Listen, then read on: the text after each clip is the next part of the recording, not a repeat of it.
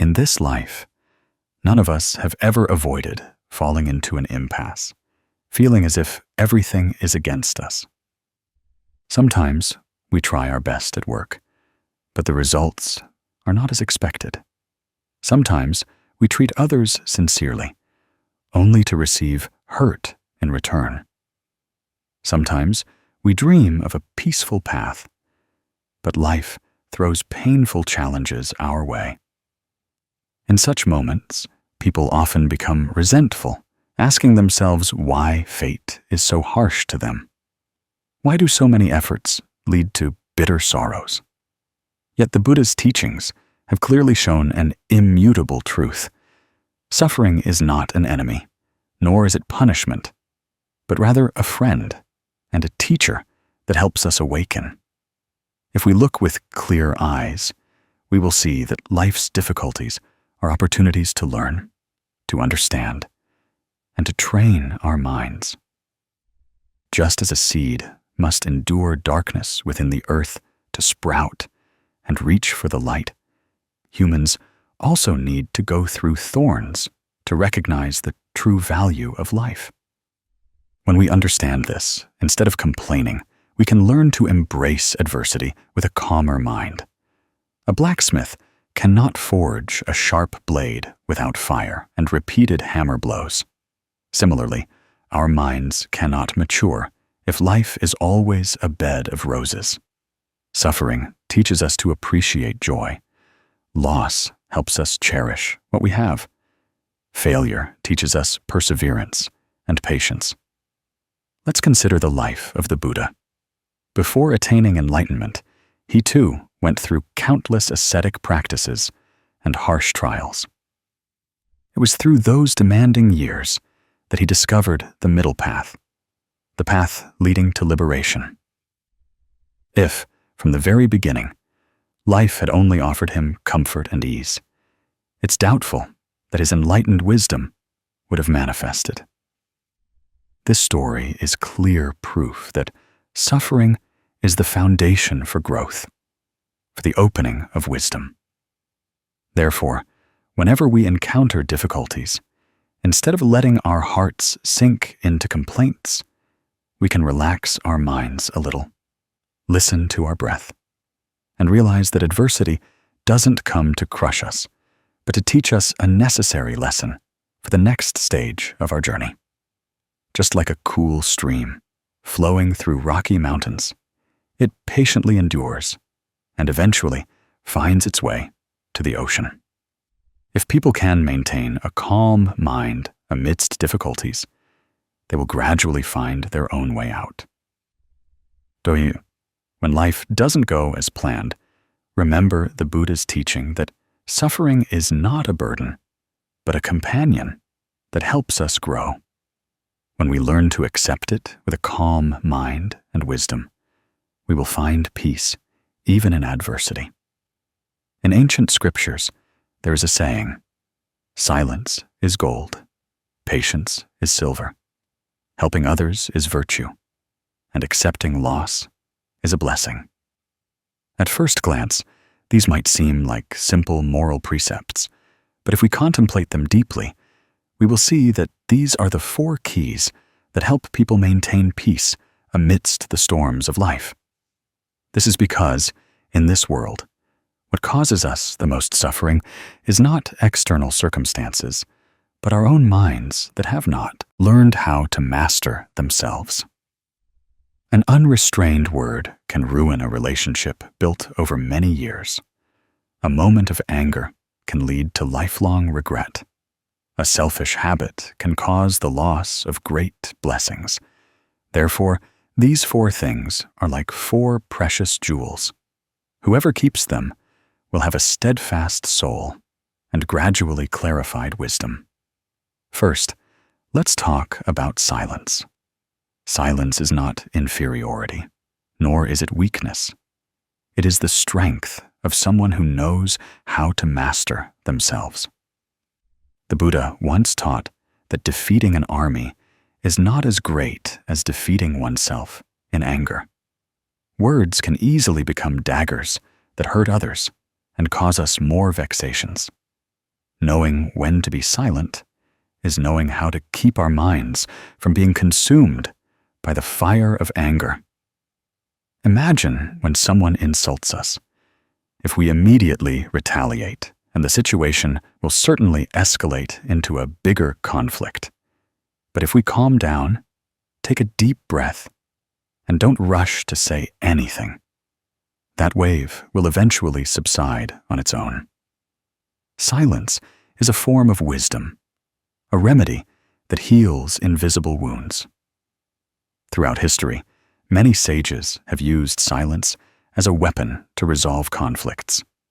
The story of Yan Hui, Confucius's disciple, is a clear example.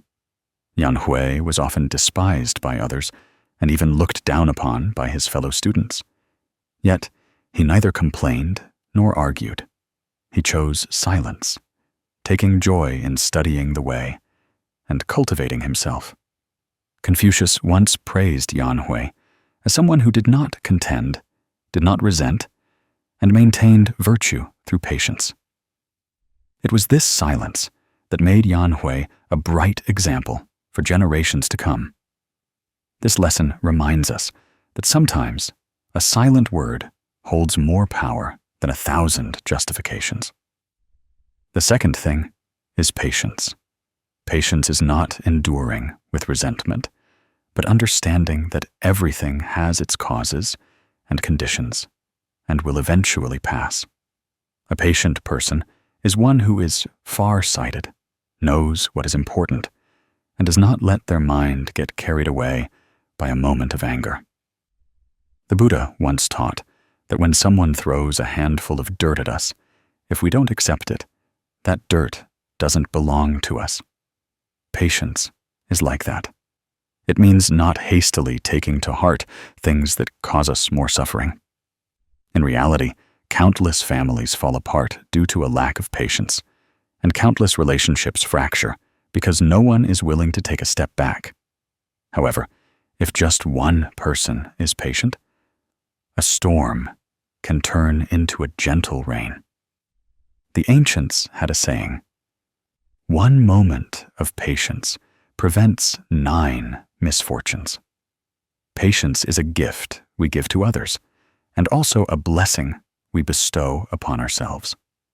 The third thing is helping others. Helping is not just about giving material things, but also sharing a word of comfort, a smile, or empathy. In terms of cause and effect, helping others is sowing good seeds, and sooner or later, you will reap sweet fruits. A selfish person may gain short-term benefits, but will eventually find their heart lonely and empty. Conversely, one who knows how to share will always have a heart full of love, and their merit will grow daily.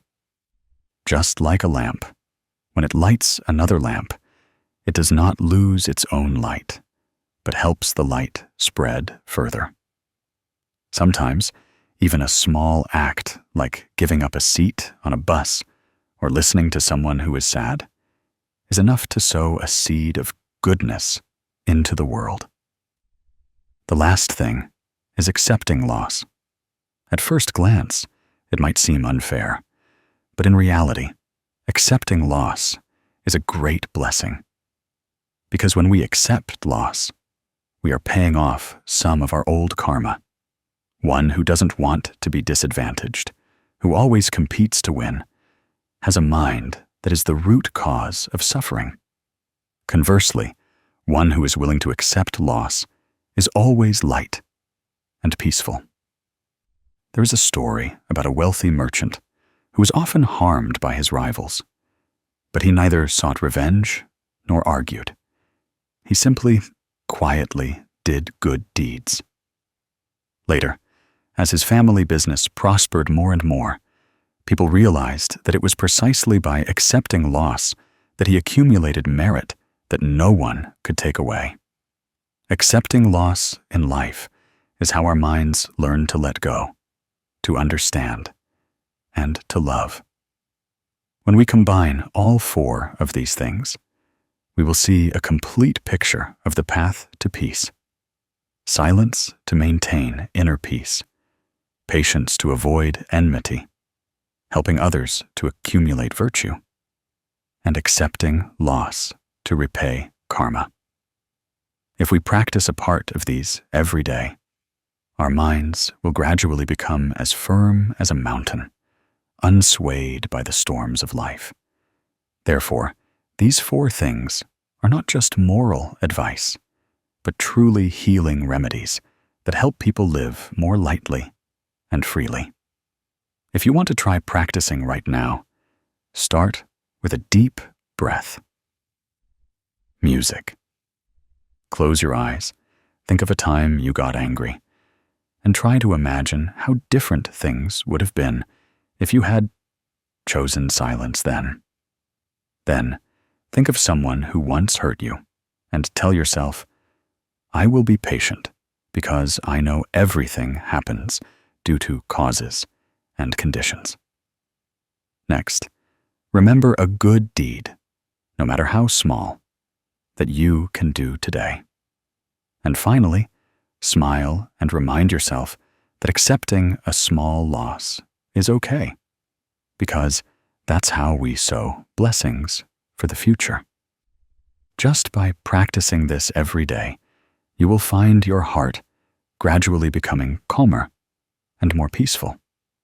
Therefore, the 4 things, silence, patience, helping others, and accepting loss, are the keys to keeping our minds peaceful amidst life's many changes. Life may be full of storms, but if our minds hold on to these things, they will always be as steady as a sailboat with a strong anchor. And when we are at peace, everything around us also gradually finds peace. In Buddhist scriptures, there is a saying that gain and loss, winning and losing, are all just floating clouds in one's mind. Seeing this, suffering immediately dissipates. This is an immutable truth that, if deeply absorbed, will lighten our lives considerably. People often suffer not from lack, but from comparing themselves to others. Today we gain a little, we are happy. Tomorrow we lose a bit, we are sad. When we gain, we are elated. When we lose, we are sorrowful. Thus, our minds are tossed up and down like a leaf in the wind. In reality, gain or loss is merely the operation of causes and conditions. It comes and goes. Nothing stays in our hands forever. When we understand this, we will no longer concern ourselves too much with winning and losing in life, but learn to let go lightly to free our minds. Try to reflect. What we call ours today is actually only temporary. The house we live in will remain there after we leave. It won't belong to us forever. The money we have, no matter how much we save, will only be enough for use. When we close our eyes in death, we can't take a single coin with us. Even this body doesn't belong to us, for one day it will return to dust. If everything is impermanent, then what can truly be lost forever or gained eternally? Everything is merely borrowed due to causes and conditions. One who is rich today may not be rich tomorrow. One who is poor today might find blessings coming and changing their fortune later. Therefore, gain and loss are not absolute. They are just fleeting moments in the endless flow of life. Historically, there is a story about Zhuangzi that still makes people ponder today. When the king heard of his reputation, he sent an envoy to invite him to serve as an official, promising a high position and a generous salary. However, Zhuangzi merely smiled and told a fable. He said, "In the land of Chu, there was a sacred tortoise that had died. People placed it in a brocade box, cherished and worshipped it in the temple. But I ask, would a living tortoise prefer to drag its tail in the mud, or die to lie in that brocade box? The envoy replied, of course, it would prefer to live and drag its tail in the mud.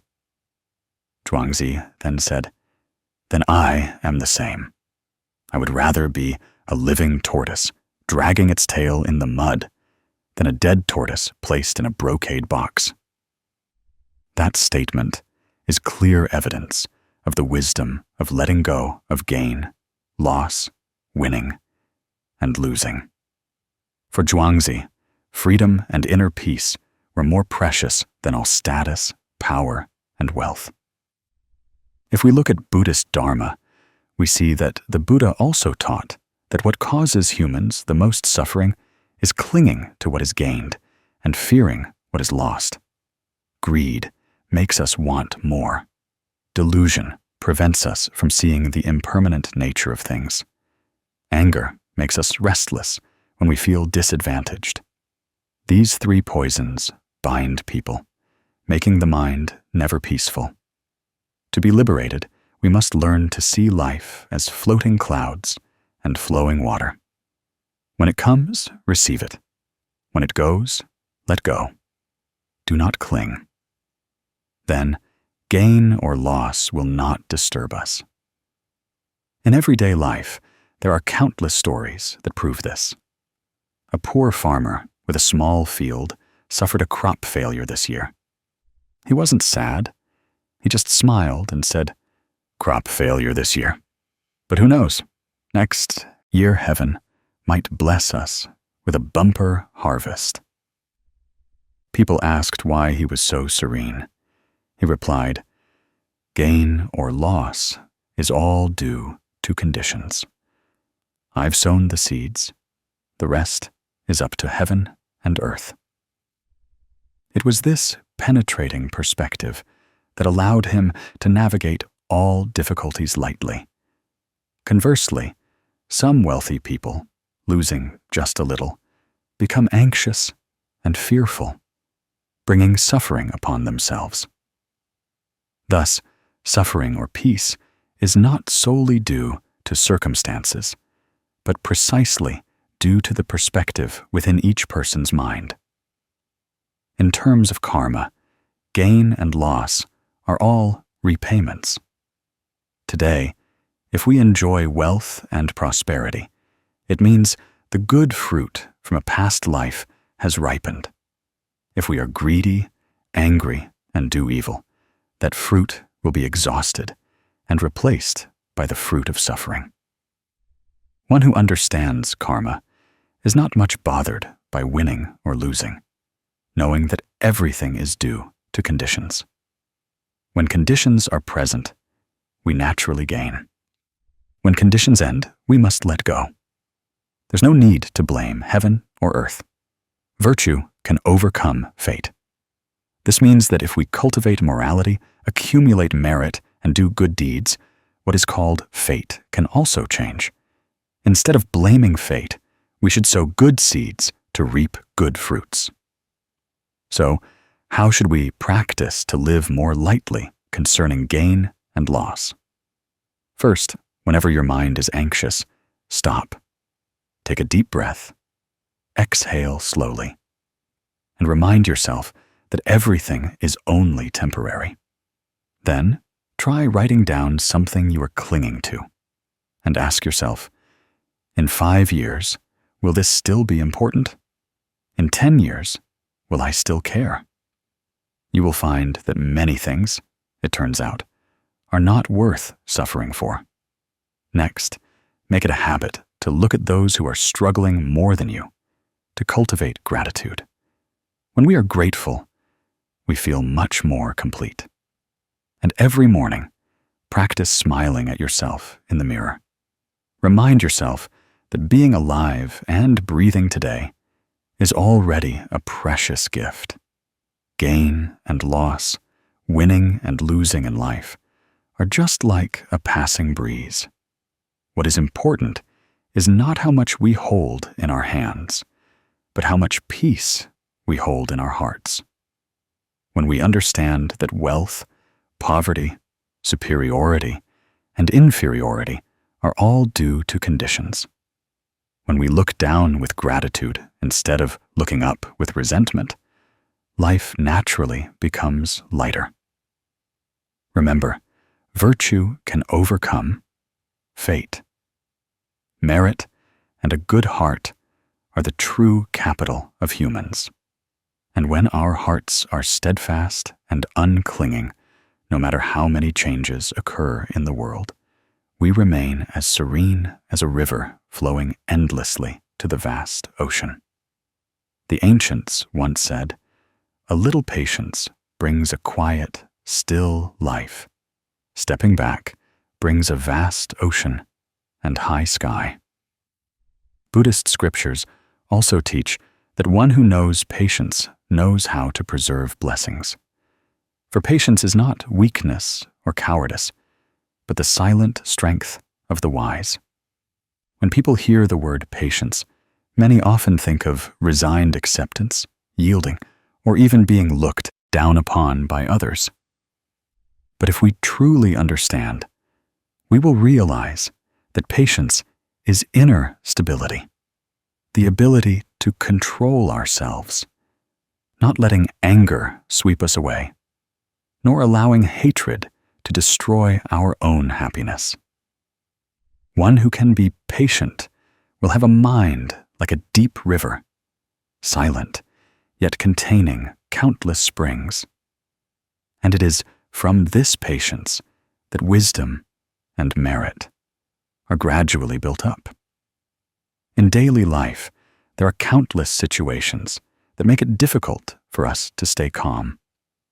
A harsh word from someone, a disdainful look, or an injustice at work can all make our minds turbulent.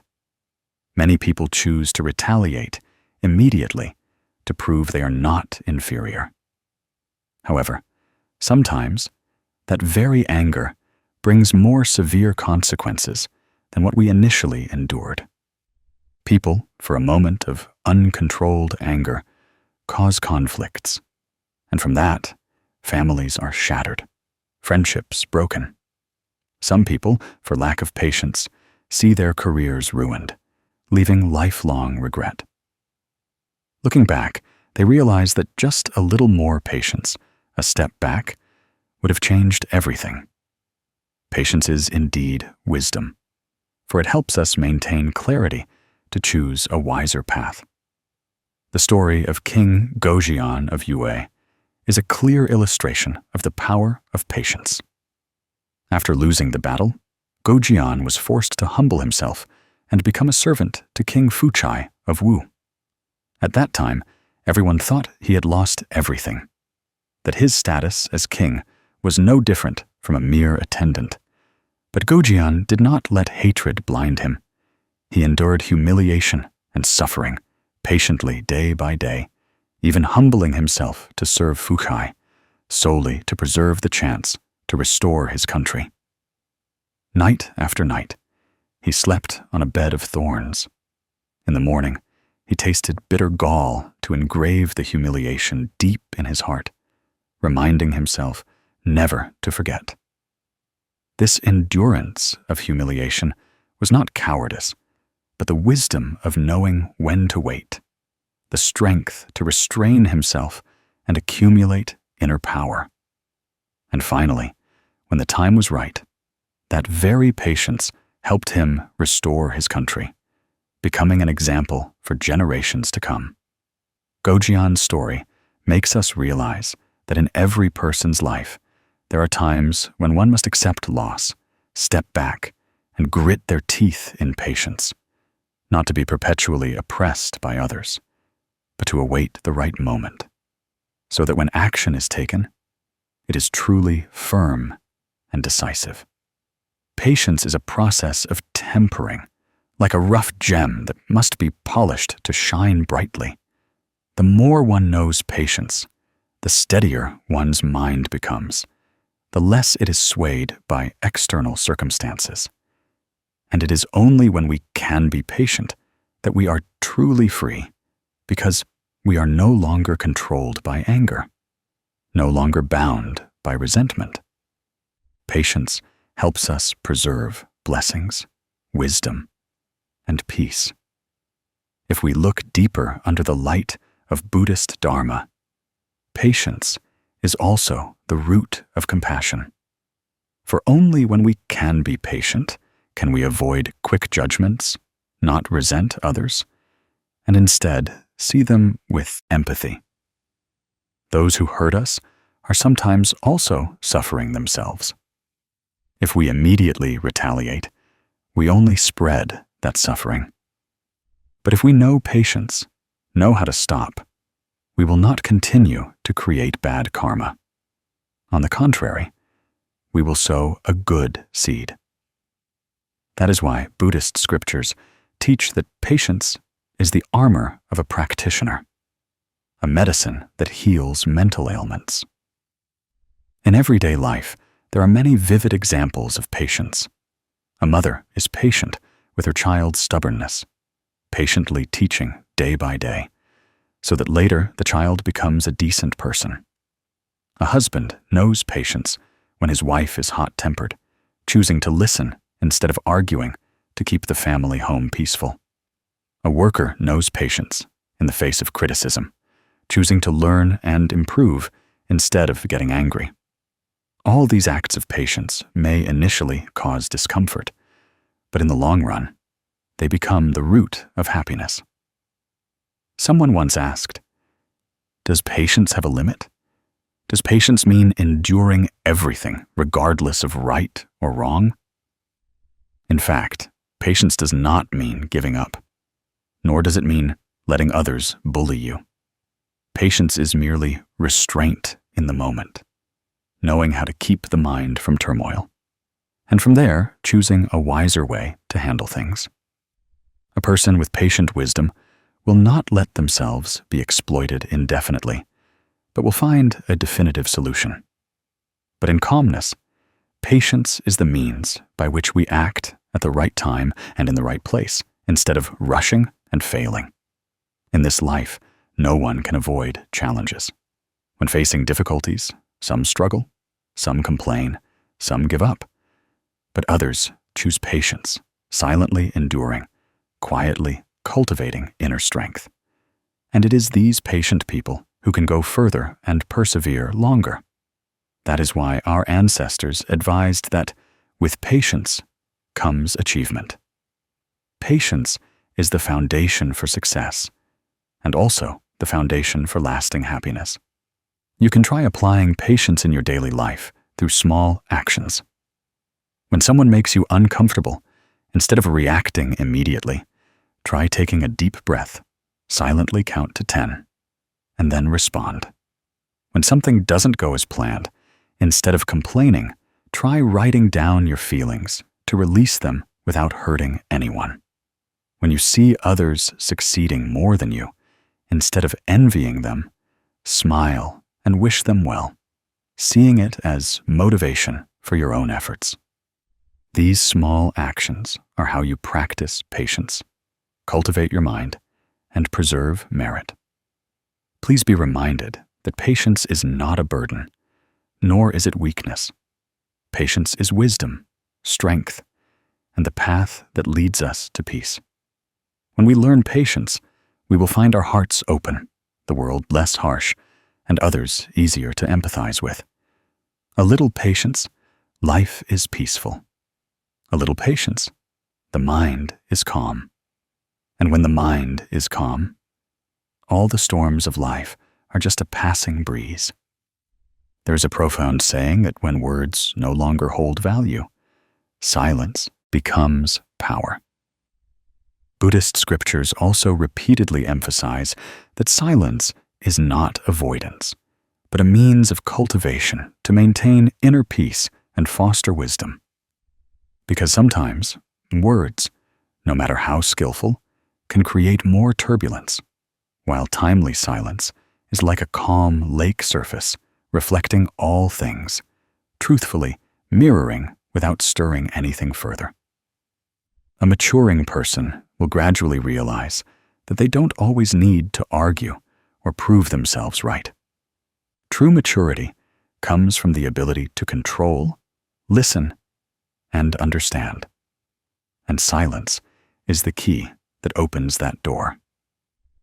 In daily life, how many times do we find ourselves getting angry and wanting to react? The moment we hear an insult, our hearts race, our ego flares up, wanting to retaliate immediately to prove we are not inferior. But later, when we calm down, we realize that if only we had chosen silence then, if only we had just smiled and said nothing, perhaps countless worries would have been avoided. Because when we argue, we often only want to win or lose, no longer thinking about connection or preserving harmony. The more words, the more complicated things become. Silence, on the other hand, allows things to gradually settle, like a fire burning wood that extinguishes itself. That is the hidden power within silence that few people see. In Buddhist teachings, silence is also called sublime practice. Some Zen masters hardly spoke throughout their lives, yet their compassionate minds and wisdom radiated, making people feel a profound serenity. Silence does not mean indifference or apathy, but a deep listening to others, listening to oneself, and listening to the operations of all phenomena. One who knows silence is one who knows how to master themselves, not letting external circumstances control them.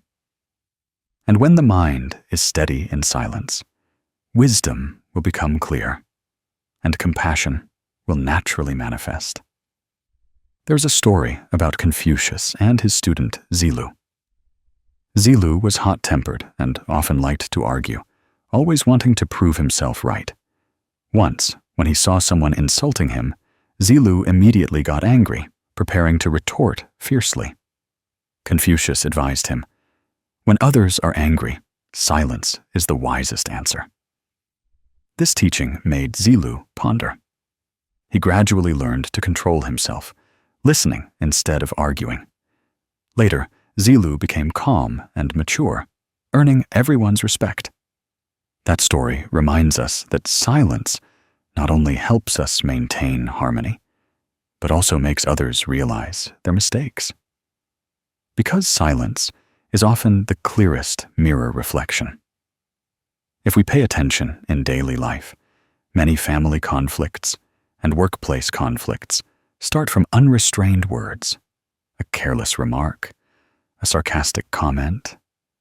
A little resentment can destroy so much affection.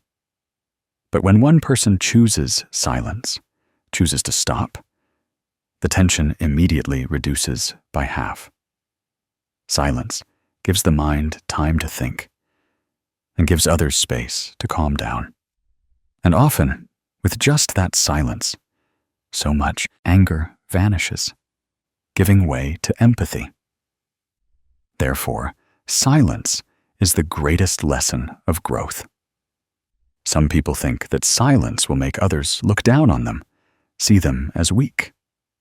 But in reality, silence requires great inner strength. The person who remains silent in the face of provocation is not afraid, but clearly knows that reacting at that moment brings no benefit. The person who remains silent in the face of attack is wise enough to see that arguing only destroys peace. And the person who remains silent amidst gossip is one who understands that time and karma will naturally put everything in its right place. That is not weakness, but the strength of a peaceful mind, the strength of someone who knows how to master themselves.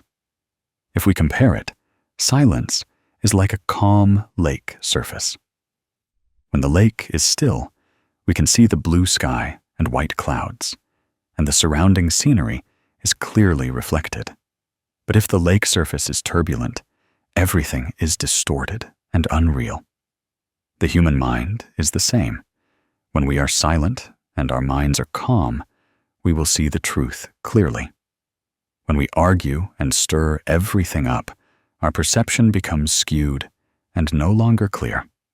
Therefore, silence is how we illuminate the truth within our minds, and also how we live in harmony with everyone. The lesson learned from silence is that not everything needs to be spoken, not always needs to be proven. There are times when silence is the most beautiful answer, because it not only preserves our own peace, but also sows good seeds for future karma. In life, the greatest challenge is not winning an argument against someone else, but conquering our own hot-tempered ego. And silence is the path to achieving that victory. You can practice silence starting with small things. When someone says something that bothers you, instead of quickly replying, try taking a deep breath and gently smiling. When you see someone else making a mistake, instead of quickly judging, try listening to understand the reason behind it. When your mind is in turmoil, spend a few minutes sitting still, closing your eyes, and focusing only on your incoming and outgoing breaths. That silence will be like a cool stream, soothing all worries in your heart. And you will realize that the more silent you become, the clearer your mind will be, and the wider your wisdom will open. Finally, let me remind you that silence is not a loss, but growth. Silence does not mean we lose. It means we have conquered ourselves. When you learn silence, you will find your heart light, life less noisy, and you will discover a profound serenity. Silence is words without sound, wisdom without boasting, and the greatest lesson of growth. When we understand this, life will become more peaceful, happier, and all difficulties will gradually become lighter. In life, perhaps none of us can avoid facing loss and change. Loved ones move far away. Health is no longer intact. A seemingly stable job suddenly becomes shaky. Or a relationship we once placed our full trust in suddenly shatters. These things make our hearts sink and our minds restless. And sometimes we ask ourselves why life is so harsh, why happiness withers before it even has a chance to bloom. In reality, that is not an injustice, but simply the true nature of life.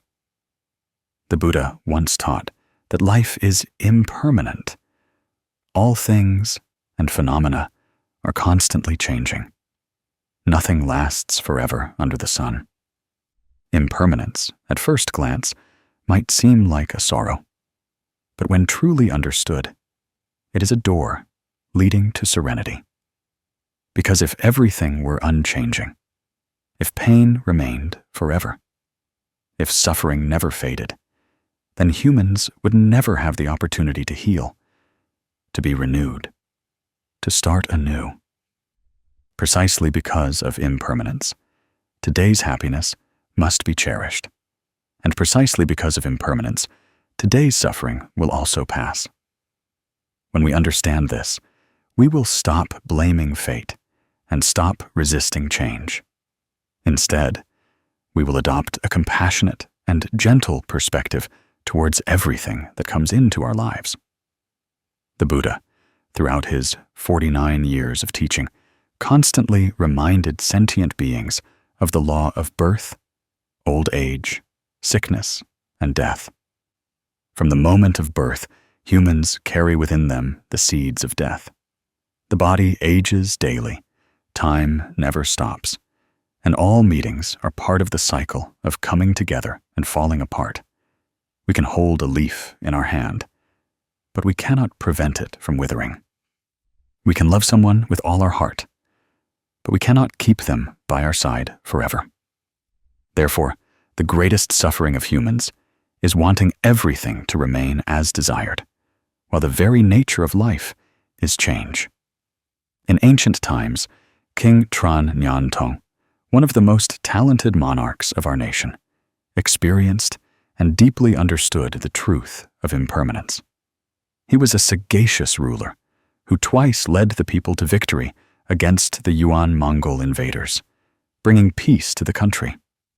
When his court was stable and the realm was at peace, it would have been normal for a king to enjoy power, wealth, and live in luxurious palaces. However, Tran Nhan Tong chose the opposite path. He left the throne, donned monastic robes, and went to Yentu Mountain to practice. He once said, "Human life is impermanent. Power and wealth are like floating clouds. Only the Dharma is the true refuge." This statement was not only for future generations, but also a bright example for all of us. Consider a king who held an entire nation in his hands, possessed everything people longed for, yet still perceived the impermanent nature of glory and wealth.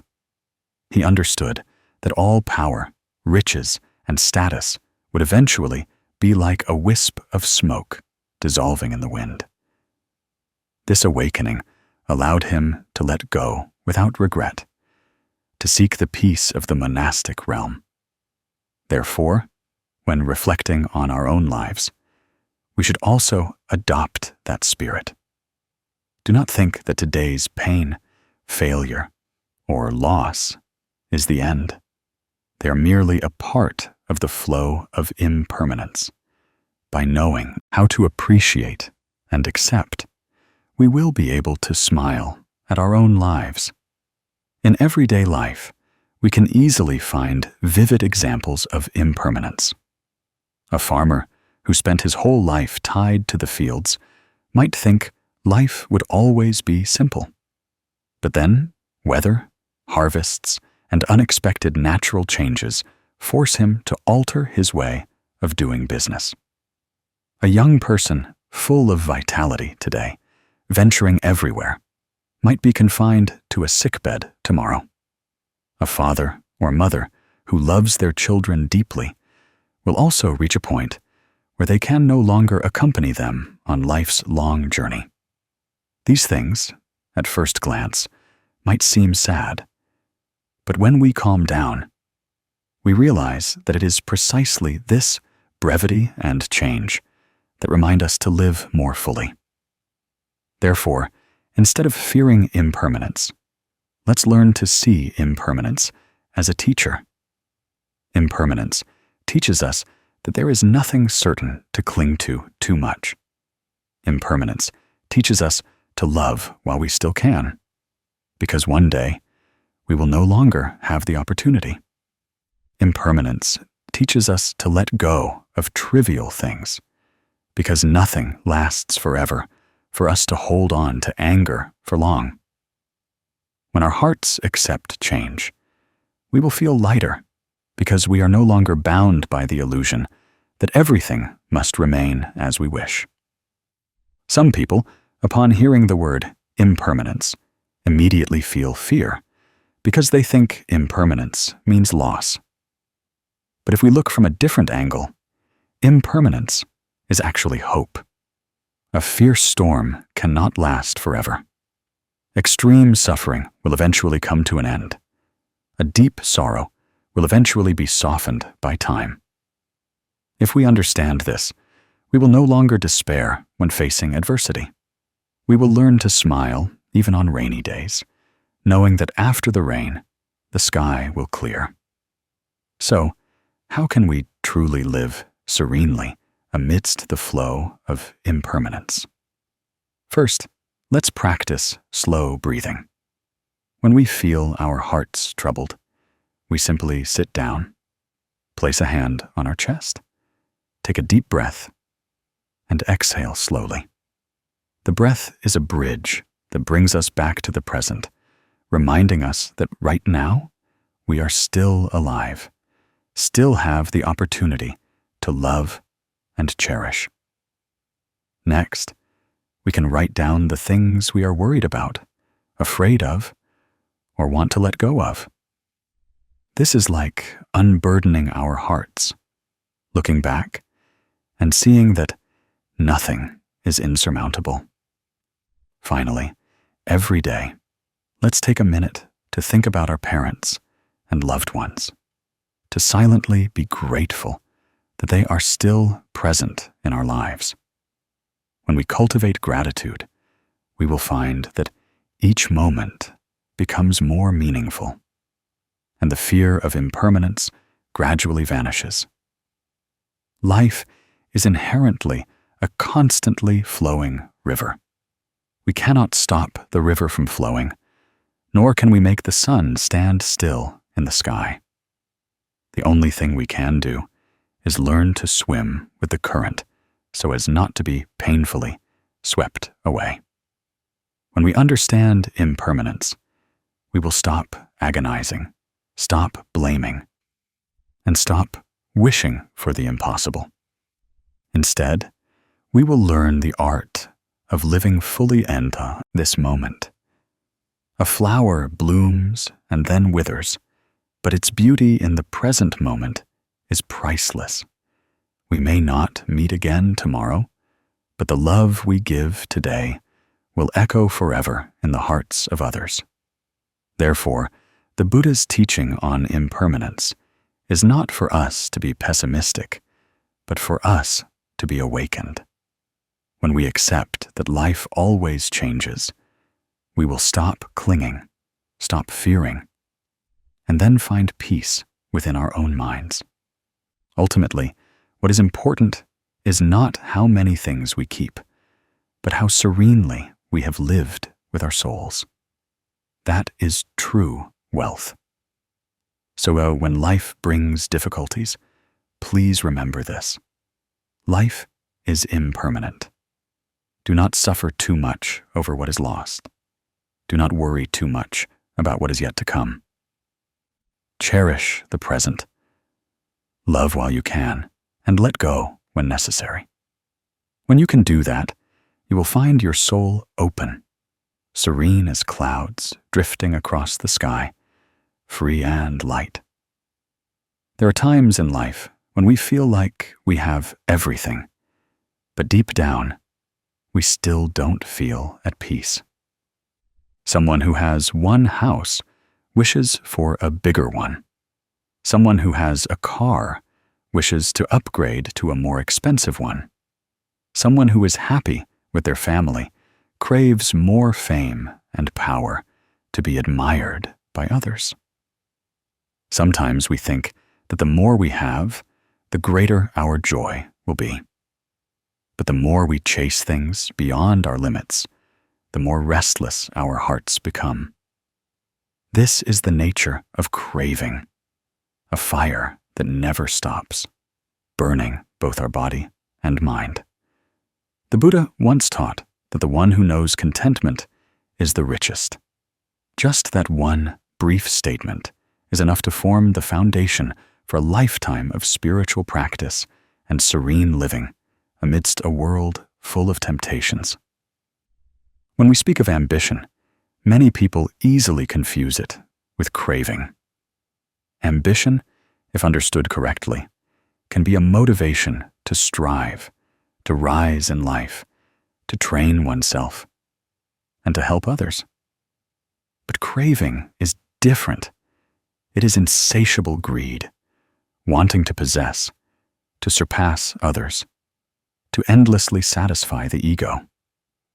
Ambition can lead to growth, while craving leads people down the path of suffering, disappointment, and loss, like a stone jar filled with water. If you keep pouring, it will only overflow. Nothing can be kept. The human mind is the same. If it doesn't know where to stop, doesn't know what is enough, it will sooner or later fall into a state of restlessness. Let's look at everyday life. There is a poor person who worked hard all their life with no abundant wealth, but returning to their small home, greeted by their spouse and children. and sitting down to a simple yet warm meal. That person feels happiness and peace in their heart. Conversely, there are very wealthy people who drive luxurious cars and live in mansions, lacking no money. Yet every day, they're constantly worried about loss, competing, and struggling. Their families are not harmonious, and their hearts are always heavy. Material abundance does not necessarily bring happiness. True happiness lies in knowing contentment and dwelling in the present. In Buddhist history, there is a famous story involving Emperor Wu of Liang and Bodhidharma. Emperor Wu of Liang was a king who revered Buddhist Dharma. He built many large temples, commissioned Buddha statues and scriptures, and made great material offerings. One day, upon meeting Bodhidharma, he proudly asked, "I have built so many temples and made such offerings. Surely my merit is immeasurable, isn't it?" Bodhidharma calmly replied, "No merit." The answer stunned the emperor. Bodhidharma explained that these actions, though seemingly grand, stemmed from a mind seeking fame and a good reputation, not from a selfless heart.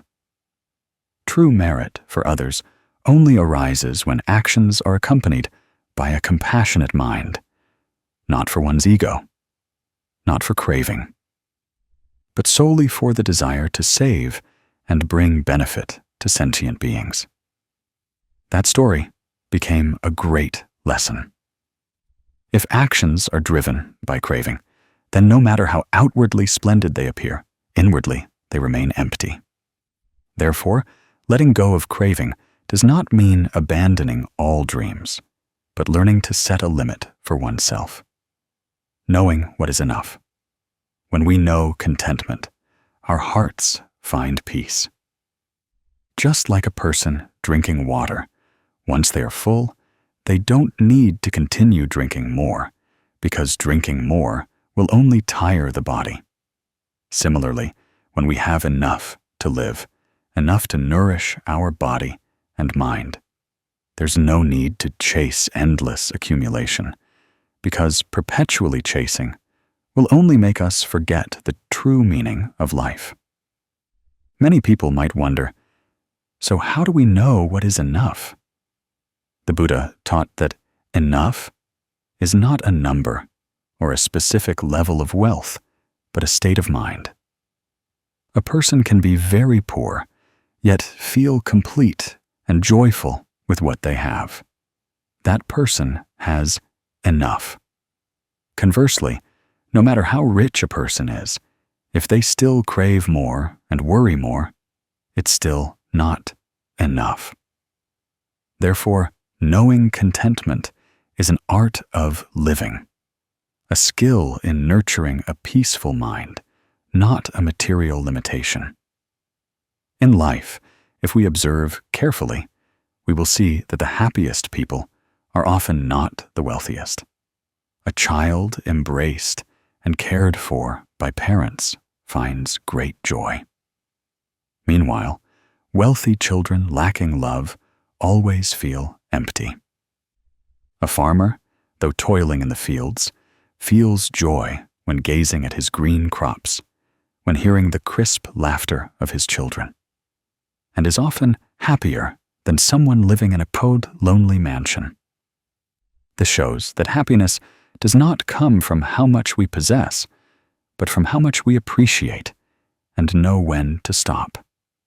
When we understand this principle, we can begin to practice letting go of craving in daily life. Practice deep breathing whenever you feel your heart racing due to some desire. When you want to buy an unnecessary item, try sitting still and asking yourself, do I truly need it? Or do I just want to compare myself to others? When you feel envy because someone else has something you don't, try writing down 3 things you are grateful for in the present. When your mind returns to appreciation and gratitude, craving will gradually subside. Another way to let go of craving is to practice seeing the impermanent nature of all things. Wealth will be lost, fame will disappear, the body will age, weaken, and sicken. The only thing that remains is consciousness. If we dedicate our entire lives to chasing craving, then when we leave this world, we take nothing with us but our karma. Conversely, if we live with contentment and a compassionate heart, what we sow will become blessings that follow us throughout the long journey of rebirth. Happiness is not about having a lot, but about knowing how to smile with what you have. Knowing contentment, we will find our minds light. Letting go of craving, we will find life serene. So every day, instead of asking, "What else do I need to be happy?" try asking, "What can I reduce to make my mind more peaceful?" Sometimes, happiness lies simply in a warm meal, an afternoon spent with parents, a warm hug from a loved one. When we realize that living with contentment is happiness, we will no longer tirelessly compete with others. Instead, we will dedicate time to loving, sharing, and practicing. Such a life is truly profound and meaningful. As the Buddha taught, the one who knows contentment will always be rich, for that wealth is not in possessions, but in love and inner peace. My dear friend, in each of our lives, perhaps everyone has faced unexpected and unprepared for suffering. Some suffer from the loss of loved ones, some from incomplete relationships, some from the struggle for food and money, from illness, or from invisible pressures weighing on their hearts. How many times have you asked yourself why your life has to bear so much suffering? Why is heaven unfair? Why do I have to endure more than others? But if we calmly reflect, we will realize that these very sufferings are our truest teachers. They silently teach us profound things that no school, no book can fully convey. The Buddha once taught that suffering is the door that opens to wisdom. When we are immersed in pleasure and enjoyment, we rarely ask ourselves, what is true value? What is the nature of life?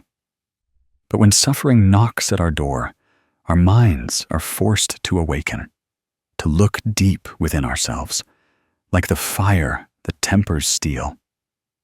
Only through challenges and hardships can the human soul be refined and mature, learning to distinguish what is truly precious.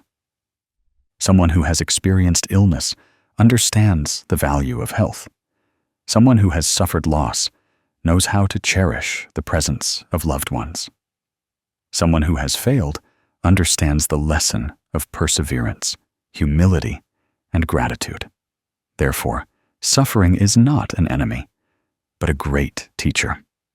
In Buddhist Dharma, the first truth of the Four Noble Truths is the truth of suffering. The Buddha did not hide this truth. He directly pointed out to sentient beings that life is inherently imperfect, born into it. We must endure suffering. Suffering from birth, old age, sickness, and death. Suffering from separation from what we love. Suffering from proximity to what we dislike. Suffering from unfulfilled desires. All are obvious truths that everyone in life must face. When we understand this truth, we no longer blame or complain about our fate, but learn to accept that suffering is a part of the human condition. What is important is what we learn from it, how we navigate through it, and what mark we leave after that suffering. There is an ancient story about a young man who always dreamed of going to heaven to enjoy infinite happiness. One day, his wish came true. He lived in a place with everything: delicious food, magnificent palaces, wonderful music. Initially, he was overjoyed, but gradually, the excessive abundance made him feel empty. There were no more challenges, no more worries, nothing left to strive for. He realized he was living in extreme boredom. Finally, he longed to return to the mortal world, where joys were intertwined with suffering, to fully experience the true meaning of life. This story reminds us that without suffering, we would never understand what happiness is, nor would we know how to cherish moments of peace. The path to enlightenment of Prince Siddhartha is also a testament to this truth. He was born into luxury, enjoying all glory, but deep in his heart, he was still troubled by the question, why must humans endure birth, old age, sickness, and death? He left the palace, embarked on an ascetic life, and went through countless hardships. His body withered, his mind was challenged. But it was by going through these sufferings that he realized the Four Noble Truths, clearly seeing the cause of suffering and the path to its cessation. If he had not faced those difficult days, he could not have become the Buddha, could not have enlightened countless suffering people. Thus, suffering is the foundation that leads people to enlightenment. In modern life, suffering still exists in many forms. A young person who is unemployed, wandering, and looking for work may feel discouraged and disappointed. But if we look deeply, those very difficult days help them realize the value of effort, help them learn new skills, and help them mature in how they perceive people and interact with them. A single mother struggling to raise her children, sometimes with tears mixing with her food, finds that it is precisely in that suffering that maternal love becomes even more sacred, and the power of love becomes more enduring. When we change our perspective, we see that suffering is not meaningless, but always carries a lesson. Have you ever experienced a pain that, looking back later, you were grateful for because it taught you something? Perhaps a failure in love taught you to love yourself. Perhaps losing a stable job made you realize that only wisdom, skills, and courage are the true assets of your life. Perhaps a severe illness taught you to cherish every breath, every peaceful day. Suffering, when we don't understand it, seems like enveloping darkness. But when we understand, we realize that darkness helps us see the light more clearly. The great lesson we learn is that suffering is the truest teacher. It teaches us patience, humility, appreciation, and letting go. When we learn from suffering, we grow, our souls open wider, and our wisdom shines brighter. Just as a lotus seed must rise from the mud to bloom a pure flower, humans also become more compassionate and wise through suffering. To face suffering, you can practice a few small things. Try taking 3 deep, slow breaths. Whenever your mind is restless, write down what is causing you pain. And ask yourself, what is the lesson here? What can I learn from this? Think about your parents' sacrifices to see that your suffering is nothing compared to what they have given you. And every morning, smile at yourself, reminding yourself, I am grateful for life, even the suffering, because thanks to it, I grow every day. Remember that suffering does not come to punish us, but to teach us. When we resent suffering, it is a burden. But when we open our hearts to learn, suffering becomes a true teacher. And once you understand this, you will find your heart more peaceful, your mind clearer, and the path ahead much lighter. My dear friend, on the journey of life, perhaps everyone has stumbled at least once. Perhaps it was when we placed our trust in a plan, but the results were not as desired. Perhaps it was failing an exam, a business failure, or simply trying our best and still not achieving what we hoped for. Such moments often leave us sad, discouraged, and sometimes even wanting to give up everything. But do you know that these very stumbles are precious foundations that help us grow and move closer to success? The Buddha once taught that no path paved with roses leads to enlightenment. All paths go through challenges and hardships. When we understand this, we will no longer fear failure when it comes, but will learn to embrace it as an essential part of the journey upwards. If you look closely, you will see that human life rarely goes smoothly. From the time we learned to walk, we had to experience dozens of falls before taking our first steps. If we had been afraid of falling then and given up, we probably would never have learned to walk in this lifetime. Yet, as we grow up, every time we fail, we forget that simple truth.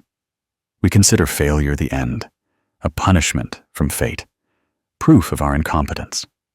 But in reality, failure is just a part of the path, just as night is part of day, and rain is part of a season. Without falling, we cannot learn how to stand firm. Without failure, we cannot find the formula for success. In Buddhist teachings, the principle of cause and effect clearly shows us that everything has its conditions and its results. A tiny seed cannot instantly transform into a mighty tree. A mighty tree must go through the process of cultivation, enduring rain and sun, facing pests, overcoming countless breaks and falls before it can grow strong. Humans are the same. To grow in soul and wisdom, we need to go through stumbles, failures, and challenges. These very difficulties train us in patience, resilience, and profound wisdom. If we only live in perpetual convenience, we easily become complacent, weak, and lack courage. Therefore, Buddhist Dharma always advises us not to resent failure, but to see it as an opportunity to learn and build inner strength. There is a very common story in everyday life. A father wanted to teach his son how to overcome challenges. He led his son to a low wall and told him to jump over it. The boy tried many times, but kept falling, his knees scratched, tears falling. He turned to his father and complained, "Dad, you know I can't do it. Why do you make me try?" The father smiled gently and replied, "I'm not asking you to succeed on the first try, but for you to understand that failure is not scary.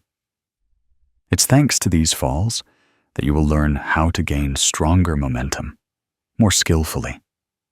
And one day, you will jump over this wall." That little story reminds us that failure is not an end point, but a stepping stone for us to learn to be more steadfast. The world has also witnessed countless successful people who saw failure as a lesson. The great inventor Edison went through thousands of failed experiments before inventing the electric light bulb. People asked him if he felt like a failure. He smiled and said, "I have not failed. I've just found 10,000 ways that won't work." If he had given up on the 100th attempt, the world today might still be in darkness. It was this attitude of not fearing failure, of knowing how to turn failure into experience, that led to an achievement that changed humanity. From this, we learn that failure is merely a series of steps that lead us to success, as long as we do not give up. Looking back at Buddhist history, Prince Siddhartha's journey to seek truth was also filled with countless challenges. He tried many ascetic practices, pushing his body to the limit, and various methods of cultivation. There were times when it seemed like his path led to a dead end, but it was from these seemingly failed attempts that he realized the middle path, a path that leans neither towards indulgence nor towards extreme asceticism, but is the path leading to perfect enlightenment. If it weren't for those seemingly failed experiments, humanity might not have had such noble dharma to rely on. Failure, therefore, is not a dead end, but a map that shows us we are going in the wrong direction and need to adjust. In daily life, we are often so afraid of failure that we don't even dare to start. A young person might dream of opening a coffee shop, but hesitates forever for fear of financial loss. A talented person might be shy about speaking in public for fear of being ridiculed. A person with sincere feelings might keep them hidden for fear of rejection. However, if we don't dare to face the possibility of failure, we will never know if we can succeed. Only when we accept failure as part of the journey do we dare to step forward, dare to try, and dare to live fully. Therefore, failure is not really scary. What is scary is not daring to try, not daring to live completely. Try to look back at your own life. Isn't it true that your stumbles have given you valuable lessons? A failed exam taught you to try harder to pass the next one. A business loss taught you to calculate more carefully in the future.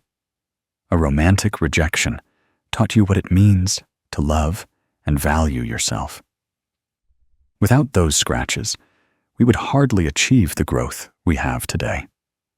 So instead of regretting and resenting, be grateful for failures too, because they are the foundation for future successes. To apply this in life, you can practice a few small things. Whenever you stumble, instead of complaining, sit down and breathe deeply 3 times. Then, write down 3 things you learned from that failure, no matter how small. Next, think about your parents or a loved one who always supports you, to realize that you are not alone. And finally, smile at yourself, reminding yourself, I am on a journey. Today's failure is just a step towards tomorrow's success. My friend, failure is not an obstacle, but a silent companion. If we know how to hold its hand and learn from it, our path to success will become even more stable. To conclude this section, let me tell you that our stumbles do not make us smaller, but stronger. Failure is not an end point, but a turning point for us to grow. And when we understand that, our souls will be more peaceful, our wisdom clearer, and the path ahead will open with more hope. There is a truth that the Buddha repeatedly emphasized.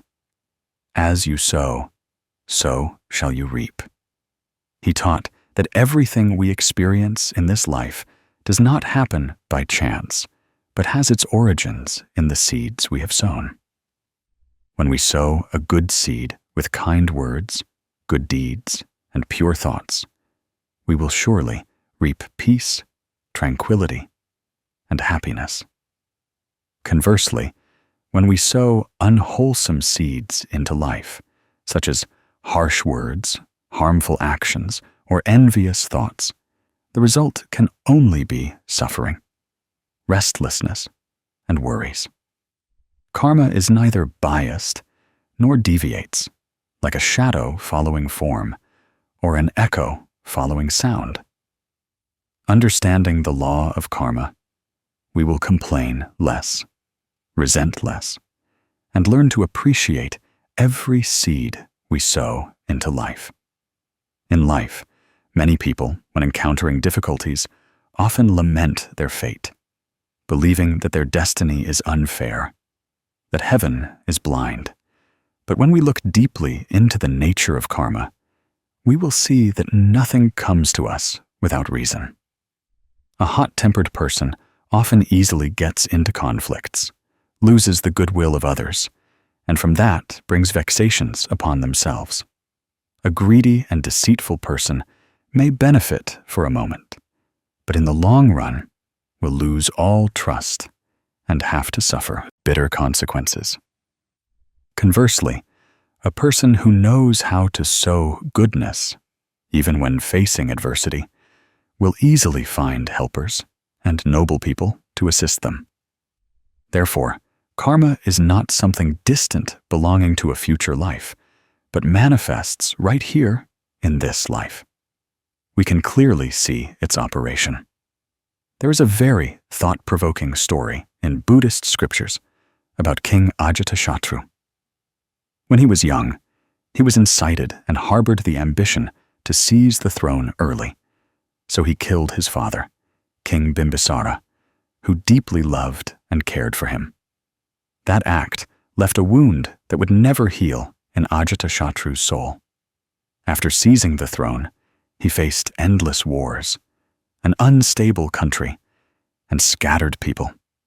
Not only that, he himself constantly lived in anxiety, restlessness, and persistent illness.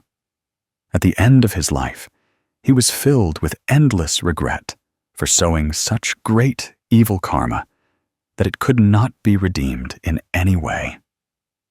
That story is a powerful testament that if you sow evil, the fruit of suffering will surely come, sooner or later. And when retribution comes, no one can escape it. Karma also manifests in everyday stories around us. A diligent farmer who plants at the right season, waters, and cares for his crops will surely have a bumper harvest. Conversely, if he is lazy and neglects his fields, he cannot hope for a bountiful harvest. Similarly, in relationships, if we sow sincerity, listen, and care, we will receive warm affection and trust in return. But if we sow selfishness and deceit, those relationships will sooner or later fall apart. Karma is always fair, making no distinction between rich and poor, noble and humble, powerful or of high status.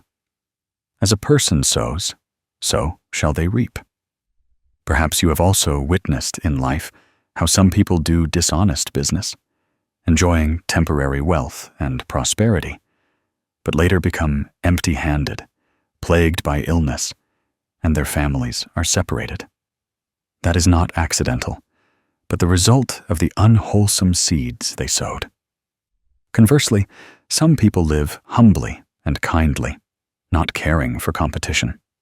At first, it might seem like they gain nothing, but in the long run, they lead peaceful lives. Their children and grandchildren are filial, and people love them. All of this is the natural operation of karma, never deviating. Understanding this, we will see that sowing good deeds is the wisest investment, a sure capital that brings peace and happiness in the present and future. Therefore, the great lesson that karma brings is that if we want a happy and peaceful life, we must start by sowing good seeds today. Don't think that a small word is unimportant, because a word can break a heart or warm a heart. Don't think that a kind action is meaningless, because it can be a seed sown that will later blossom into countless good things for us and for others. Even thoughts in our heads are important because mind is the forerunner of all mental states. If our minds often think good, our words and actions will also be good, and the karmic fruit of peace will surely come. To help you apply karma in life, there are some very simple practices. Every morning when you wake up, take 3 deep breaths and tell yourself, "Today, I will sow a good seed." You can choose to do a small act of kindness, like smiling at a stranger, calling your parents, or helping someone. Every night before you sleep, write down one good thing you did during the day. Even if it's small, it's precious. This habit will remind you that each day is a valuable opportunity to sow more good seeds. Once you get used to observing and cultivating good causes, your life will naturally become brighter, and your mind will be more peaceful. Try to think about your parents. Their efforts in giving birth and raising you are the deepest seeds of love you have received. If you live filially, knowing how to repay them with sincere actions, that is the greatest way to sow karmic blessings. Conversely, if you are indifferent and ungrateful, not only will your parents suffer, but you yourself will have to bear restlessness in your soul. Understanding this, you will know how to live fully the path of filial piety, because filial piety is the root of all good causes. And when you sow filial piety, you will reap peace. You see, karma is not something mysterious and distant, but present in every moment of life. As a person sows, so shall they reap. If we want a good tomorrow, we must sow good seeds today. If we want a peaceful path ahead, we must walk in mindfulness, compassion, and wisdom in the present. Karma is like a fair ledger, not missing any of our actions, words, or thoughts. It reminds us that this life is the result of what we have sown, and the future will also be the result of what we are sowing today. I want to gently remind you to be brave and sow good deeds, even the smallest ones, because a good seed today can blossom into a whole forest of peace tomorrow. Don't be afraid if karma seems slow to arrive, because it comes at the right time and conditions. Believe that living virtuously, living compassionately, living gratefully is the sure path to true happiness and peace. When we understand and live with karma, our minds will suffer less, our hearts will be lighter, and our lives will be illuminated by the light of wisdom and love. If we observe carefully, each of our lives will reveal that most of the difficulties, misfortunes, or sufferings we encounter are more or less related to our merit. A meritorious person finds things easy wherever they go, succeeds effortlessly in whatever they do, meets good people who offer support, and even when disaster strikes, they find a way to resolve it gently. Conversely, a person with little merit, no matter how intelligent or skilled, often encounters obstacles, tries their best, but the results are not as desired. Merit is not something mysterious or distant, nor is it a gift bestowed upon us. It is the natural result of what we cultivate with a good heart, with sincere actions, and by living thoughtfully for others. The Buddha taught that merit is the foundation of peace and happiness. With merit, we are like fertile ground. Whatever seed we sow, that plant grows strong. Without merit, even a precious seed struggles to sprout. Therefore, learning how to create much merit in life is how we open the door to lasting peace and happiness. One of the greatest ways to create merit that the Buddha often taught is generosity, dana.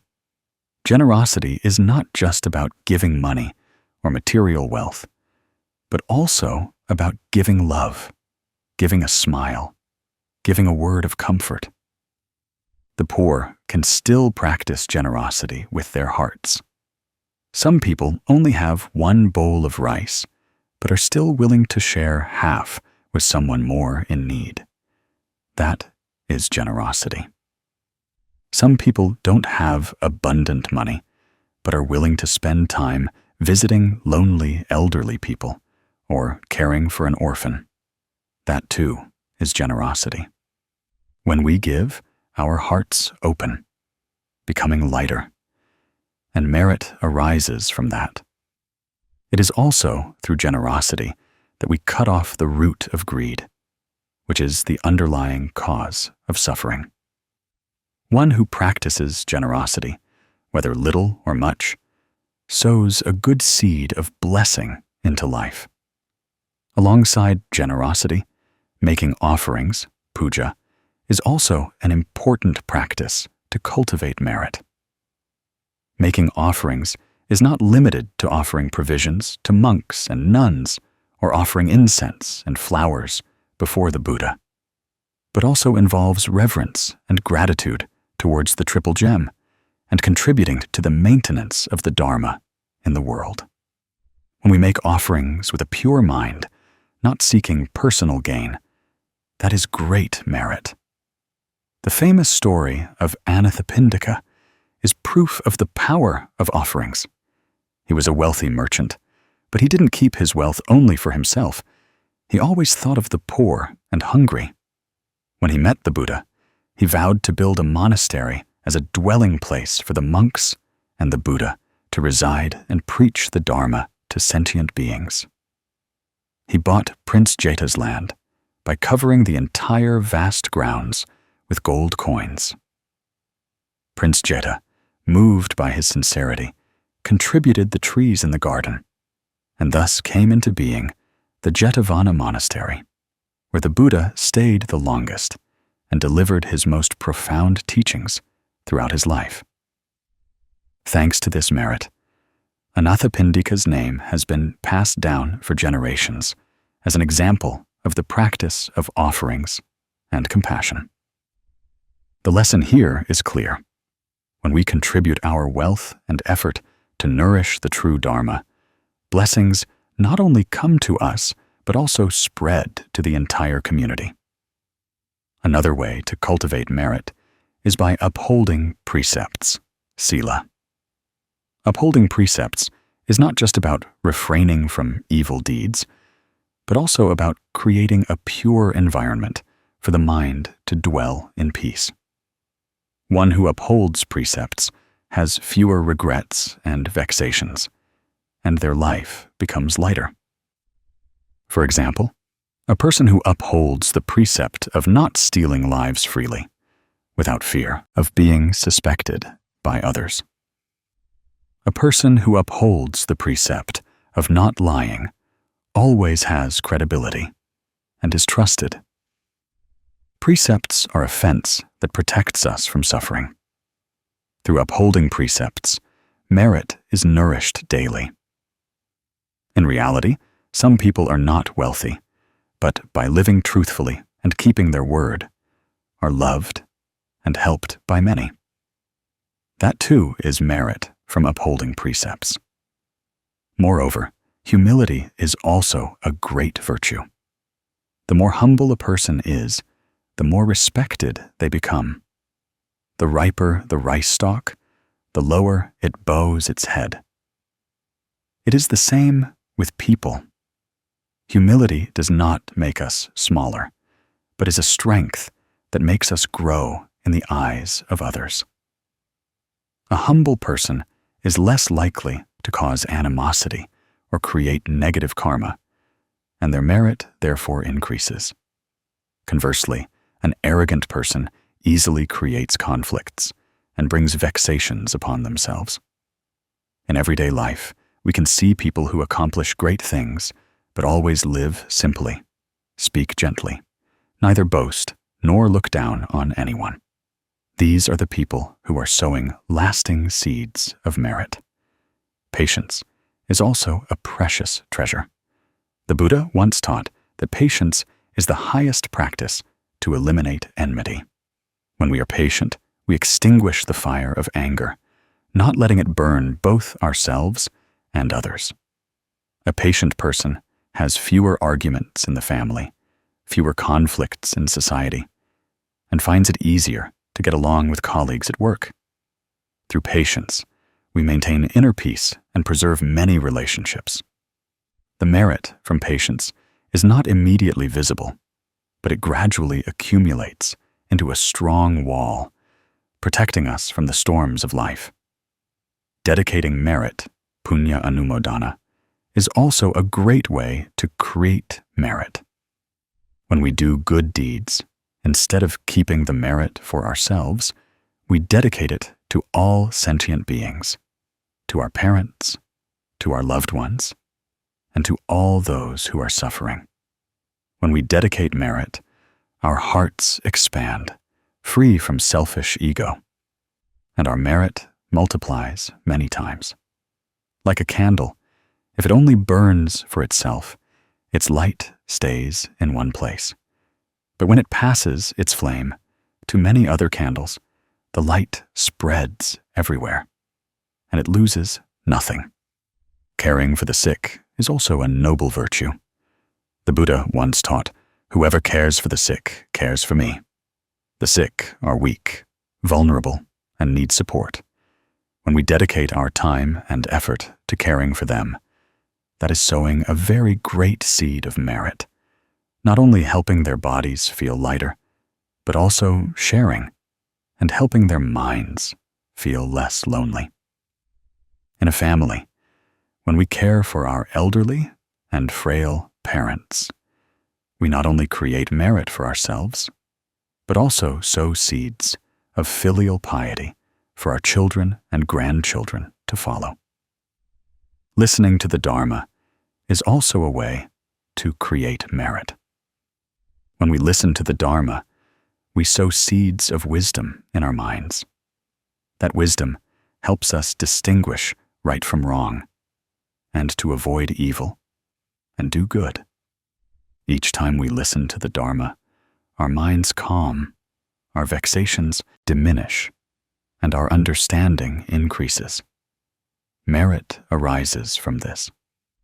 The ancients had a saying, "Listening to one line of Dharma frees one from 1,000 kalpas of delusion." Therefore, do not underestimate the act of dedicating time to listening to the teachings of the Buddha and virtuous masters. Meditation, dhyana, is also a priceless treasure. When we sit still and breathe slowly, we bring our minds back to the present, cleansing worries of the past and future. In the stillness, we clearly see our own minds, seeing greed, anger, and delusion arise and then subside. From that, we master ourselves and live serenely. The benefit of meditation is not only inner peace, but also its outward radiation, making those around us feel the coolness from our tranquil minds. Finally, filial piety, bhakti, is the root of all blessings. One who is filial to their parents is protected by heaven and earth, supported by divine beings. Parents are living Buddhas in the home. When we care for and support our parents, that is the greatest offering. An unfilial person can hardly hope for lasting blessings because the root has been severed. In everyday life, we can clearly see that families whose children and grandchildren are filial often prosper, and their paths are often smooth. Conversely, families whose children and grandchildren are unfilial often encounter many obstacles. Thus, the 10 wholesome actions: generosity, offerings, upholding precepts, humility, patience, dedication of merit, caring for the sick, listening to Dharma, meditation, and filial piety, are the 10 doors that open a treasure trove of merit. When we practice each of these sincerely, merit gradually accumulates, becoming the foundation for peace and happiness. If you want to apply this immediately, you can try one small thing today. Take a deep breath, think about your parents, and smile with gratitude. Or simply write down one thing you want to let go of to lighten your mind. Or during the day, if you meet someone who is sad, offer them a word of comfort. These seemingly small acts are precisely the seeds of merit. When we understand that merit does not fall from the sky, nor is it bestowed by anyone, but rather cultivated by our own minds, then every day of life is a precious opportunity for us to sow more good seeds. And one day, looking back, we will see that the path we have walked, though perhaps stormy, is still filled with the light of peace. In life, there is a suffering that almost everyone experiences: resentment. When someone hurts, betrays, deceives, or insults us, our hearts feel as if deeply cut by a knife, leaving lingering pain. Many people cannot let go and hold on to hatred in their hearts. Initially, we think that holding on to resentment will make us stronger, that it is a way to protect our self-respect. But then, day by day, we feel more exhausted. A resentful mind is like a hot coal. We grip it tightly to throw at others. But first, our own hand gets burned when we harbor hatred. Not only do we fail to get revenge, but we also burn our own souls. The Buddha taught that hatred cannot be dispelled by hatred. Only compassion can dispel hatred. This is an immutable truth that has been proven over millennia, from the time of the Blessed One until today. In life, if we treat others with hatred, we only cause the enmity to pile up more and more. Conversely, when we choose forgiveness, choose to arouse compassion, we not only resolve the conflict, but we ourselves also feel relieved. Forgiveness is actually a gift we give to ourselves, because only when we can let go of resentment can our hearts truly open and find peace. Try to think about how many times in daily life we have been angry with someone and held on to that annoyance for days or months.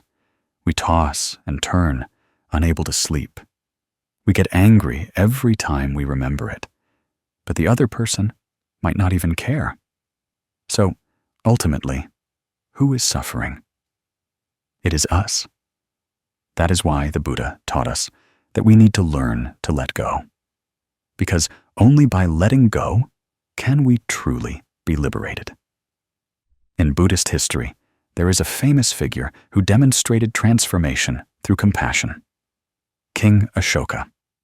Initially, Ashoka was a warlike king who longed to expand his territory. He launched fierce wars, killing thousands, even tens of thousands of lives.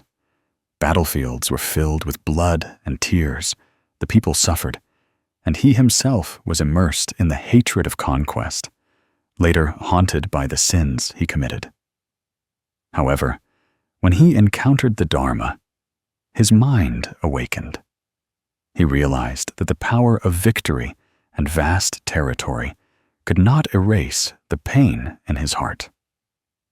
From then on, he abandoned warfare, choosing the path of compassion to rule the world. He used love instead of swords, and righteousness instead of weapons. And it was this change that made him a sagacious ruler, beloved by his people, remembered by history as an example of enlightenment. King Ashoka's story is clear evidence that by letting go of hatred and maintaining compassion, a person can transform not only themselves, but an entire nation. In modern life, we can find many similar examples. Someone betrayed by a friend chooses forgiveness instead of revenge, and later that very friendship becomes a support in difficult times. Someone harmed by a colleague, instead of nurturing hatred, quietly works better, eventually gaining everyone's recognition and respect. Resentment only makes the heart heavier, while compassion opens new opportunities and new good karma. When we carry resentment, it's like carrying a heavy burden on our shoulders. Everywhere we go, we feel heavy and tired. Conversely, when we let go of resentment, our minds are as light as floating clouds, and our steps are freer. Compassion does not mean weakness or being easily bullied, but it is the strength of tolerance. Only a wise person has enough courage to forgive, because forgiveness is not forgetting everything, but choosing not to let that wound control our lives. The lesson here is very clear. Hatred never brings happiness. Only compassion can truly bring peace to our minds. Forgiving others is also forgiving ourselves. When we are no longer bound by hatred, we can live fully each day with gratitude and peace. To practice this, you can start with a small exercise. Sit still, close your eyes, inhale deeply, and exhale slowly. In that moment, think of someone who once caused you pain. Instead of blaming them, silently wish them peace. You can silently say in your mind, "I wish you peace and happiness. I let go of hatred towards you." At first, it might be very difficult because the wound in your heart is still there. But if you practice every day, gradually, the resentment will vanish, replaced by lightness.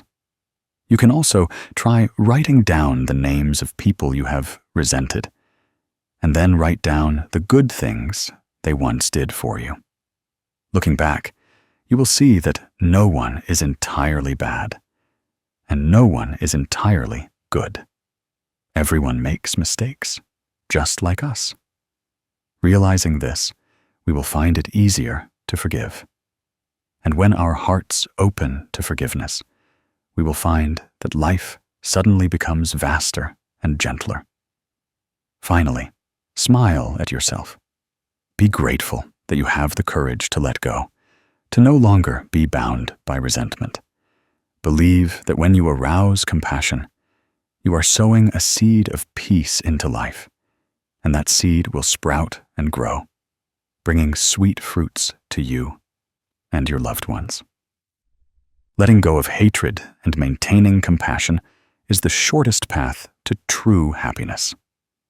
One who still harbors hatred has no peace in their heart. One who holds compassion has an open mind. So, if anyone in this life has ever hurt you, please try to forgive. Forgiveness is not about forgetting, but about moving forward, so that you, yourself, can be light. And remember that compassion not only soothes your wounds, but can also dissolve much suffering around you. Perhaps, throughout this journey of listening to and contemplating the Buddha's teachings that we have just shared, each of us has found ourselves reflected in them. We realize that life is certainly not easy, but it has never been entirely harsh either, if we know how to perceive and embrace it with eyes of compassion and a clear heart. Having gone through long journeys with countless changes, experiencing both happiness and much suffering, we finally understand a simple truth. Peace does not come from accumulating many external things, but it exists right within silence, patience, letting go, and sowing good seeds every day. The ancients had a saying, "Silence is gold, patience is silver." This saying sounds simple, but when applied to real life, we see that it is true wisdom. Silence is not resigned weakness, but a way to keep our minds from being swept into the whirlpool of conflict and gossip. Patience is not timidity, but the strength of someone with a stable inner self, who knows how to use calmness to diffuse the raging fires around them. And letting go does not mean losing, but opening a door for the soul to be light, no longer imprisoned by the chains of greed, anger, and stubbornness. When we sow goodness, we may not immediately see sweet fruits, but karma is inherently very fair. Just as a seed sown in the ground needs time to sprout, grow, and bear fruit, the goodness we sow today is the shade that will protect us and our descendants tomorrow. Someone once shared that in his youth, he always wanted to win over life. When anyone said something unpleasant, he would retort with 10 harsher statements. When he encountered failure, he blamed others. As a result, his mind was always ablaze with anger. He never found peace. Until one day, his mother passed away. At the funeral, looking at the peaceful face of the deceased, he suddenly awoke. He realized that all anger, all winning and losing, were just passing breezes. His mother had taught him, through her very death, that human life is impermanent, and holding on to anger or stubbornness only causes self-suffering. From then on, he practiced silence when attacked, patience when facing adversity, letting go of unnecessary things, and instead did small good deeds every day. He recounted that it was only after several years that he truly felt the peace that before, even having a treasure trove of wealth could not buy. That story is proof that when we change our way of facing things, difficulties transform into lessons, and suffering becomes a teacher that guides us to grow. In the Dhammapada, the Buddha once taught that hatred never dispels hatred. Only love dispels hatred. This teaching is the compass for every path to finding peace. When we practice silence, patience, letting go, and sowing good deeds, we are practicing love for ourselves and for all sentient beings. Because deep down, everyone seeks happiness. No one truly wants suffering. Therefore, if we are grateful even to those who have hurt us, if we see difficulties as lessons and suffering as a teacher, then life will be completely different. At that point, we will no longer blame life for being unfair or others for their betrayal. Instead, we will realize that everything that comes to us has meaning to help us cultivate compassion, wisdom, and resilience. You can try practicing a small thing right now. Sit upright, relax your shoulders, close your eyes, and take a deep breath. Feel the air enter your lungs, then slowly exhale. Let go of all worries and anxieties with your breath. In that moment, whisper a simple sentence in your mind. Difficulty is a lesson. Suffering is a teacher. I am grateful for everything. Just one such sentence. You will feel a shift in your heart, like a dark cloud gradually dispersing to let the sunlight shine through. You will see that life's events no longer feel suffocating as before. Instead, They become opportunities for you to grow. A Zen master once said, "Life is like a river, sometimes calm, sometimes stormy. But if you know how to let go and flow with the current, you will reach the vast ocean. If you stubbornly cling to a floating branch, you will only exhaust yourself." Therefore, learning to be silent, patient, let go, and sow good deeds is learning to flow with nature, not to force anything, not to resent. And then peace will naturally come, like a shadow following form, like fragrance following a flower. Looking back at the entire journey, we clearly see that no difficulty is meaningless. Every stumble teaches us to rise. Every loss teaches us to cherish. Every suffering teaches us to love. Therefore, be grateful for all that has happened and is happening in your life. Thank those who hurt you, for they have given you a lesson in tolerance. Thank failures, for they have given you the opportunity to start over with more maturity. Thank yourself, too, because despite going through so many storms, you have persevered to this day. That gratitude is the key that opens the door to peace. And when your heart is filled with gratitude, you will realize that happiness has never been far away. It is always present in every breath, every step. Right now, the Buddhist Dharma, Miracles Channel, wishes only that you can relax everything.